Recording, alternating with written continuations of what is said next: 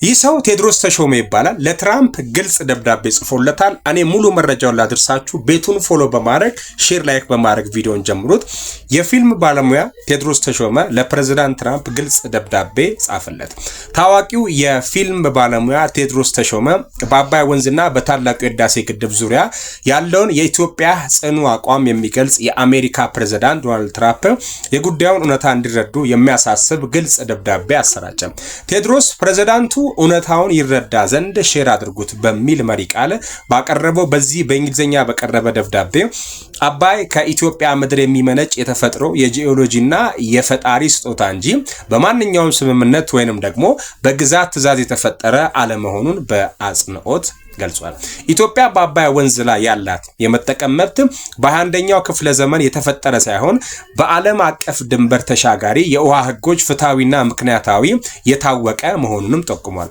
ግድቡን ውሃውን እንደማይገታውና ለዜጎች ብርሃን ለመስጠት ብቻ የሚሆን የልማት ስራ እንጂ የጥቃት እርምጃ አለመሆኑን አስገንዝቧል። ግብጽ ለዘመናት አባይን የራሷ ብቻ አድርጋ የምትቆጥርበት የ1929ና የ1959 ውሎች ኢትዮጵያ የፈረመችባቸው ሳይሆን በቀኝ ገዢዎች የተፈረመ በመሆናቸው በኢትዮጵያ ላይ ምንም አይነት ተፈጻሚነት እንደሌላቸው በደብዳቤው አብራርቷል።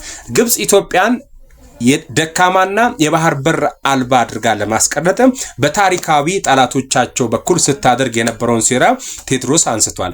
በተለይም በደርግ ዘመን ማብቂያ ላይ ግብጽ ኤርትራን በመርዳት ኢትዮጵያ የአሰብ ወደብን እንድታጣ ያደረገችው ተንኮል ዛሬም ድረስ በኢትዮጵያውያን ዘንድ የማይረሳ ቁስል መሆኑን ገልጿል።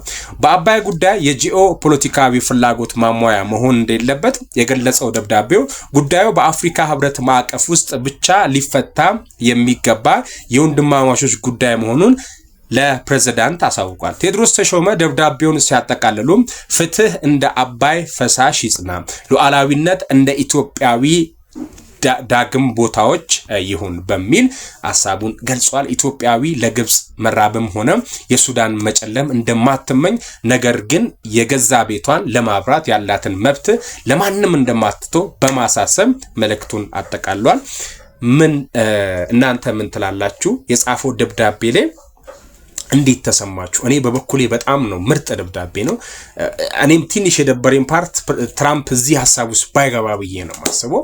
ኤኒዌይ አሁን ልክ ነው እንደዚህ ነው ብሎ አብራርቶ እውቅና መስጠት ትክክለኛውን ነገር ማሳየትም የኛ የኢትዮጵያውያን ድርሻ ነው። በጣም ነው የምናመሰግነው አርቲስታችን፣ ከአርቲስትነት የዘለለ ሙያ ማለት ነው ይሄ አያ